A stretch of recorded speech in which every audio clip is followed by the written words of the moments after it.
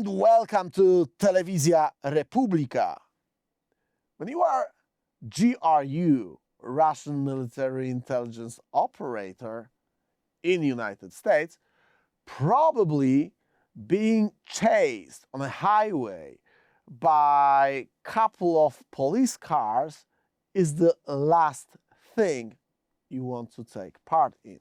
But as we have found out in the investigation, journalistic investigation of 60 Minutes and The Insider, this is exactly what happened to one of the GRU operators in United States. It was a part of revealing the whole story of Havana syndrome that has its roots very deeply into the history of the Cold War. We'll come back to those roots in the Cold War history in a couple of minutes with our guest and expert.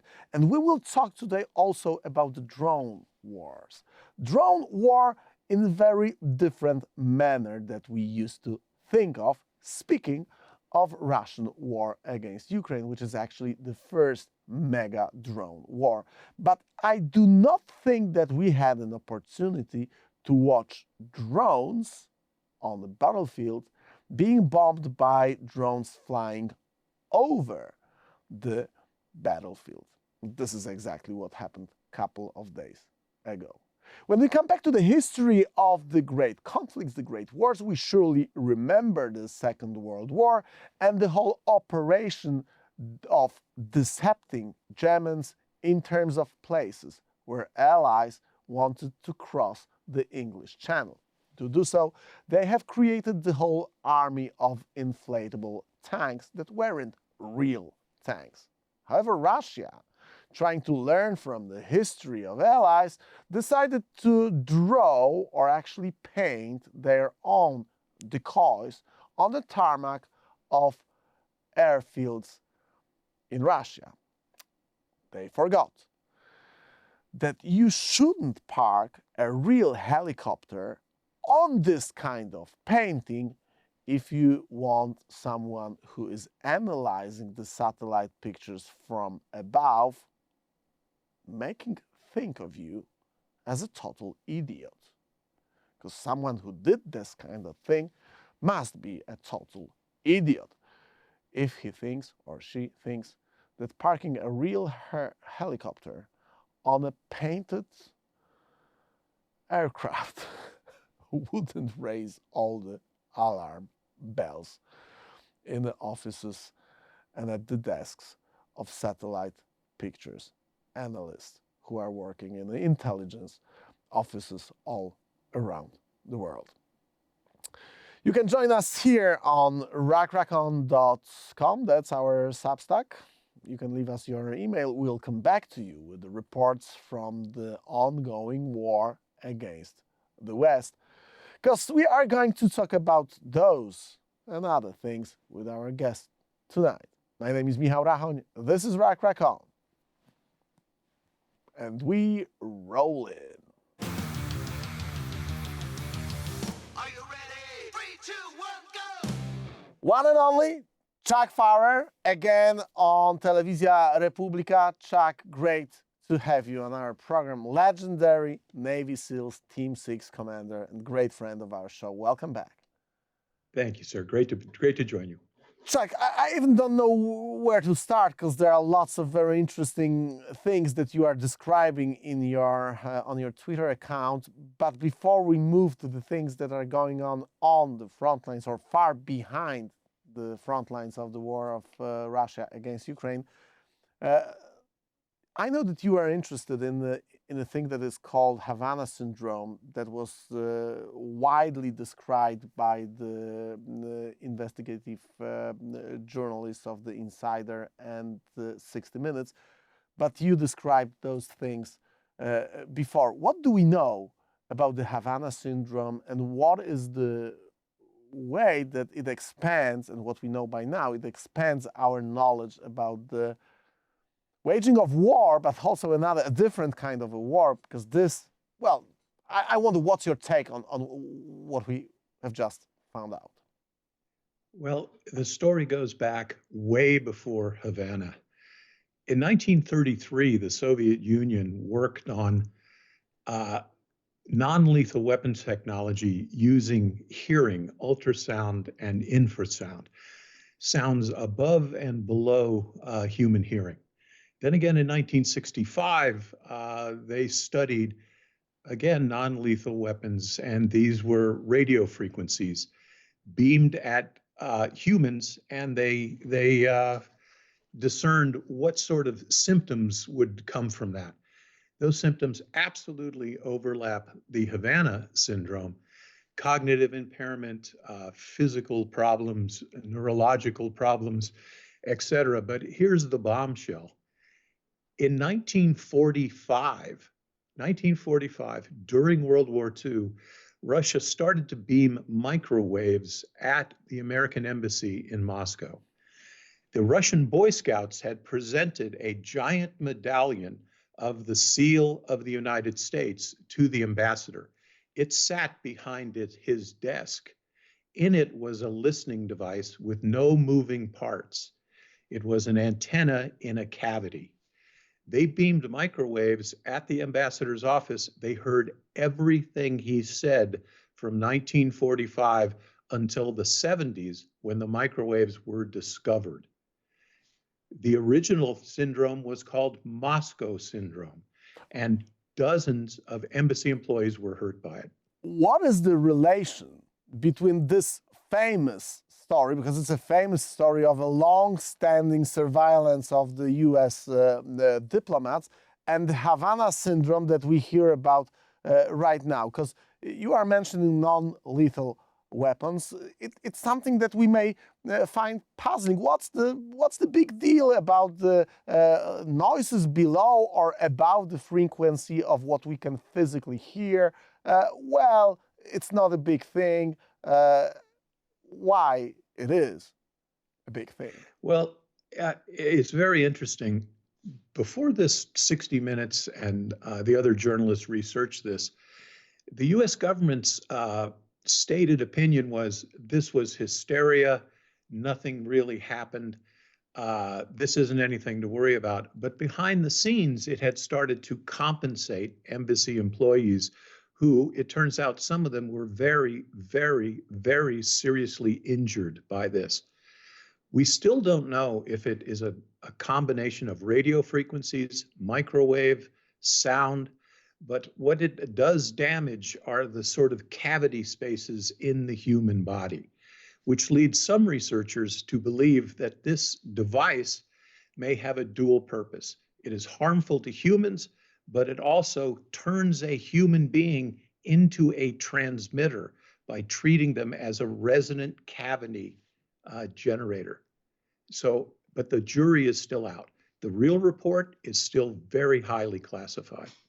It actually makes me ask you one more question regarding this great seal, the big seal that was planted or installed in a way in the cabinet of the US ambassador. The interesting thing about this particular device was that it, as you mentioned, didn't use any external energy source, and it was operational for 30 years. So what's the secret behind it? How could you use this kind of thing without changing batteries and doing stuff like this? Well, this isn't exactly how it works, but this will give you an idea. Imagine a guitar with a string inside the body of the guitar. You take that device, something like that, and you hit it with microwave energy or radio energy at about 800 megahertz. The wire vibrates inside the cavity, and when the energy is reflected back, the sound waves in the room vibrate the wire. It picks up on the vibration, and it can be decoded as speech on the other end. A modern variant is you beam a laser beam at a window in a room, and the window is vibrating with the speech of the people inside, and you can hear the reflection of the lasers when it's decoded. So this is a very complex device, but this technique, it goes back to World War II. And people have, in 1970s, in the 1979, John Hopkins, a very famous medical university in the United States, did a study. The symptoms for the affected people were exactly the same. What seems to be interesting to me is now this is occurring all over the world. We've traced the movements of Russian operatives from Unit 29155. What occurs to me is the device, which used to be fixed, no one knows how big it was, could have been as big as a refrigerator. It now seems to be portable, and that's alarming. We've seen in the 60 Minutes footage that was released, we've seen a police chase of a certain individual which happened to be a GRU technician operating on the territory of United States. And we've seen a backpack with a couple of devices that were presented to the public. What do we know about those particular devices that were shown?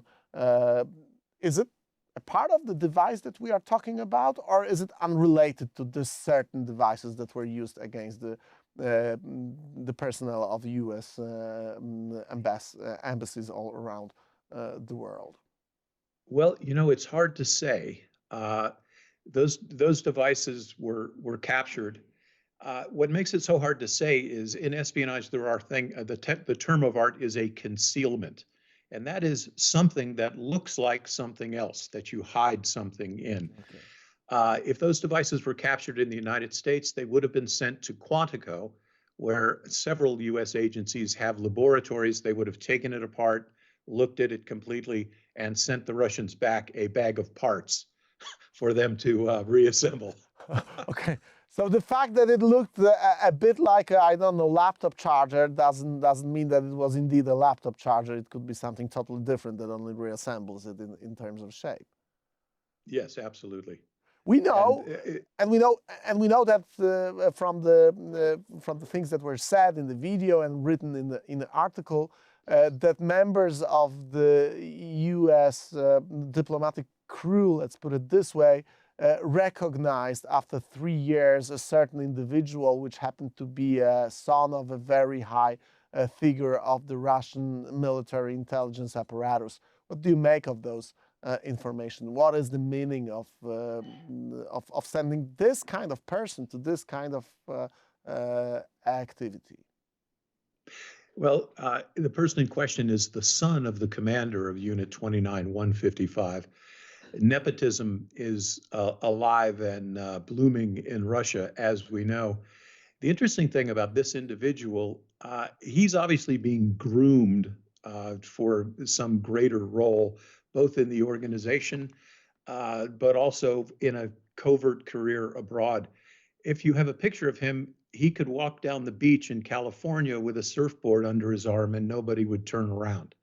He has operators know around the world don't have a big social media presence. You're going to get found out. So I'm sure that was a learning point for this young man, and I'm sure he'll clean it up in the future. Yeah, that's actually very interesting because it tells us a lot about what is the way that a certain individual can be compromised just by a sole fact that he was noticed for a brief moment by a professional, I assume, who was a victim of this attack. We know from those from the work of the journalists that revealed this information that the woman that was attacked by those beams or whatever kind of energy was used against her, she noticed this guy just for a few seconds, and 3 years later she recognized him as the counterintelligence agency that was running the investigation matched this individual to this certain name. What does it mean for a man with this kind of professional career to be recognized and shown to the whole world in this kind of investigative journalist text or video?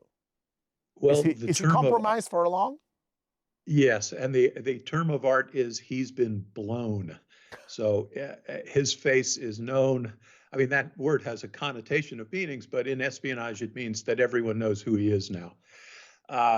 Again, you might wonder why they put him so forward in a sort of kinetic operation so early in his career. Again, it takes decades to become the gray man, right? You want to be the person that no one notices, nobody gave a thought to. In this case, he was operating in the nation of Georgia, where he tended to stand out. He was 6'2", blonde, light eyes. He didn't blend in. And remember, when this woman was attacked, she was a nurse assigned to the American embassy. She was in great pain, stabbing pain. She looked there. When you're in great moments of stress, your mind can really lock on to facts.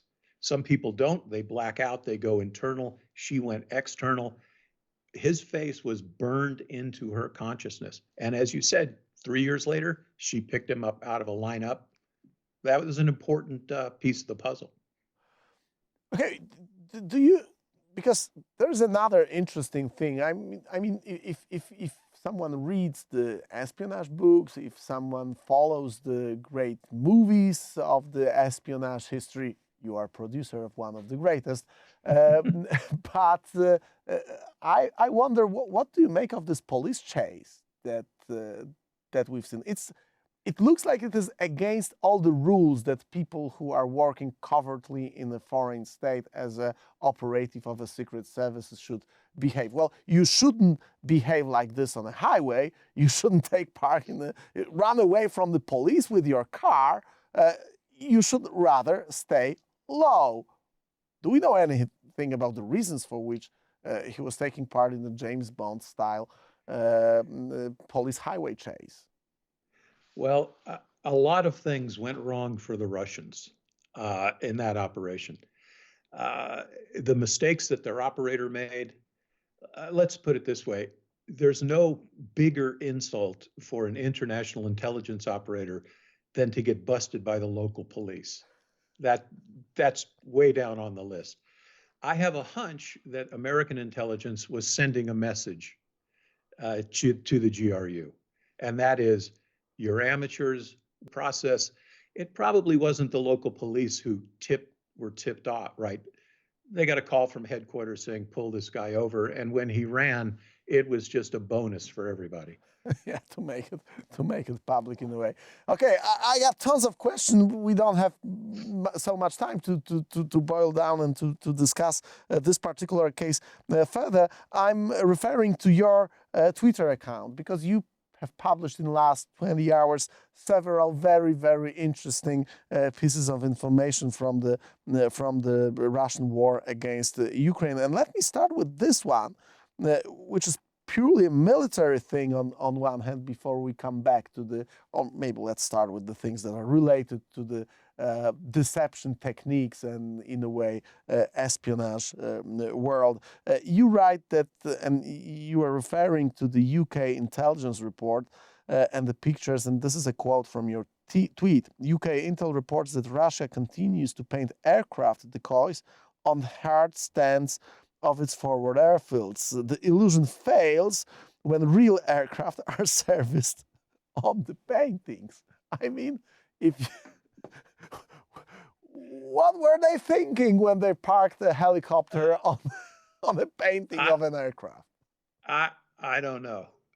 You know, the Russians have taken to this all over their forward deployed airfields. They paint life-size decoys on the tarmac. That doesn't always work because one of the first things a photo analyst looks for when you're looking at overhead imagery is, you know, the time of day, you know where the sun is, you're looking to measure the shadows because it'll tell you how tall something is. And that can be very important. Is a vehicle loaded? Is it unloaded? Are there people in it? So the Russians forgot to paint the shadows, which really wouldn't help them anyway, because the shadows are supposed to move all day. But as far as taxiing your helicopter, you're looking at the runway, you just taxi it right up on top of the painting and stop it.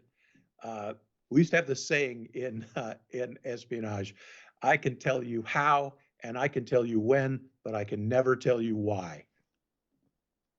I mean, it's incredible in a way because we know that there was a big deception campaign, a famous one by allies, the Western allies in the Second World War, when the big amount of decoys, but 3D decoys were gathered in the United Kingdom to deceive the Germans in terms of the location of the operation of transferring through the English Channel to Europe. Why don't they use, I don't know, inflated decoys? They are painting it. What's the reason for it? I wonder. It's not very effective.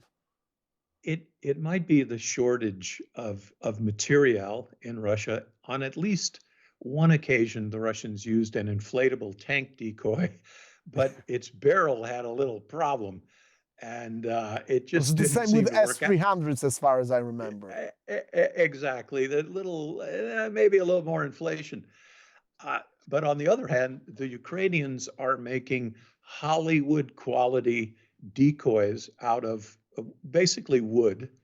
But for example, they make them of Patriot batteries, NASM, and valuable air defense assets. And they right to the point where they actually emit electromagnetic energy. So not only are they fun, not only are they almost, you almost can't tell the difference because they're built by prop houses. They're perfect. But the Russians don't seem to have caught on to that yet. Okay, another tweet of yours is related to the drone wars that we talk very often, but as far as I remember, we didn't have a chance to talk about and that's another quote from your tweet. Near Berdhe, Russia used a platoon remotely controlled vehicles armed with grenade launchers to conduct an attack and lay mines. Ukraine destroyed them all with FPV drones. We got drone war. We got drone war, exactly.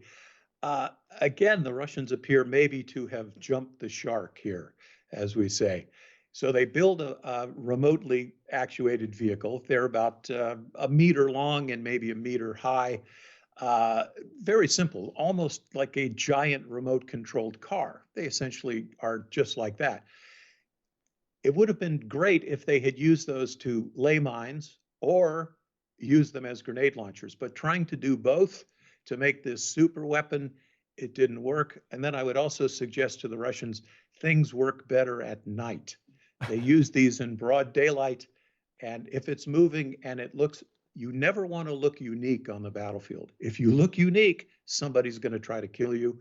And it turns out all of these were destroyed again by Ukrainian drones. So an interesting afternoon for the Russians. Speaking of drones, another act of drone wars was played far beyond the Russian-Ukrainian border and the place where the war is actually going on, because there are also reports about destroying a factory of drones, as far as I understand it, by a single drone that was sent 1,000 kilometers away from the borders. What do we know about this particular event? What happened there? What kind of weapons were used? What is the drone that apparently looked like a Cessna to viewers that do not have knowledge of yours? But you are explaining what kind of device was that, and it wasn't a Cessna flying to the Yeah, we don't know exactly what kind it is, but we have direct video of the drone striking the target.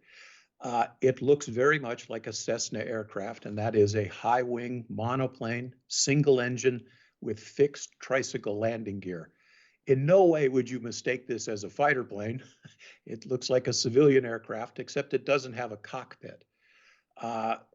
The UJ-12, in its first iterations, had a range of 700 kilometers.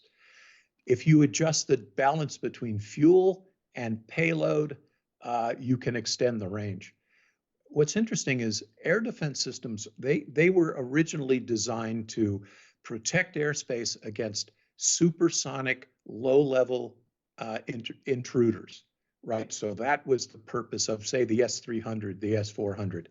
It's very difficult for those air defense systems to pick out a target that's only going 100 kilometers an hour at 100 feet. It's very difficult.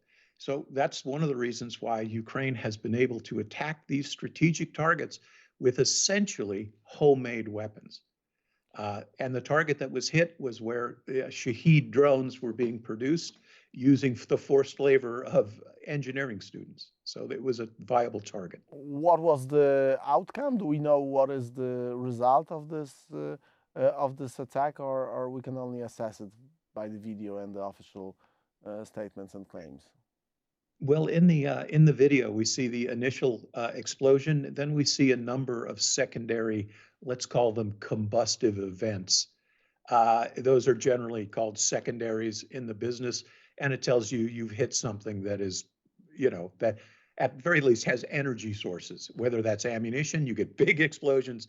If it's fuel, you get burning explosions. But there's a whole other branch of intelligence analysis, which is explosion analysis, looking at the explosions, the color of smoke, how fast they are. So what this says, this didn't hit an empty building. And I have a hunch the Ukrainians hit exactly what they were aiming for. Where they wanted to hit. Okay. Chuck, my final question. When we talk to the people who are right now in Ukraine and trying to assess the situation on the front lines, when we read the reports and the things that are published by the people who are following the story, we are hearing complaints or actually worries of the people who support Ukraine in this war against barbaric Russia, that the lack of or the lower rate of support of munition from the West could threaten the Ukrainian possibilities and abilities to defend and hold the front line. What does show up from your expertise, your daily analysis of the frontline situation? Did anything change in Ukraine? Do we see a change in the momentum on the Russian side in a way, or we are seeing the same kind of war with the fixed positions and both sides trying to attack each other without the big changes in the dynamics of this conflict? Well, unfortunately, the Russians have made gains in Bakhmut, and they've made considerable gains around Avdiivka. This can be laid right at the feet of the United States. The trouble in Congress, the inability to pass the bill to continue the supplies to Ukraine, they've had a very negative effect on Ukraine. And unfortunately, when Congress finally sends the arms, it's going to take months for them to get to Ukraine. So I have a hunch we're going to be looking at a tough summer for Ukraine until that ammunition comes in. And the first thing it will do is be diverted to strategic reserves, which is what Ukraine has had to cut into now. I also expect Russian offensive this summer, possibly beginning in May. So we're going to watch for that. But this is the problem of the United States, both executive leadership and our Congress. They need to get with it because it's trouble for Ukraine. Yeah, and this trouble is worrying people in this part of the world. Chuck, thanks again for your knowledge, for your tweets. We highly recommend following Chuck Pfarrer's Indications and Warnings online program that you can find on Chuck Pfarrer's Twitter. Thank you very much. Hope we're gonna see you soon again. Bye-bye, Chuck. Bye. Ladies and gentlemen, you can leave us your email on this website. That's rachoń.com. That's our Substack account. You can leave us your email. We'll come back to you with the reports on the information regarding the ongoing war against the West. We come back tomorrow. Stay safe. Ciao.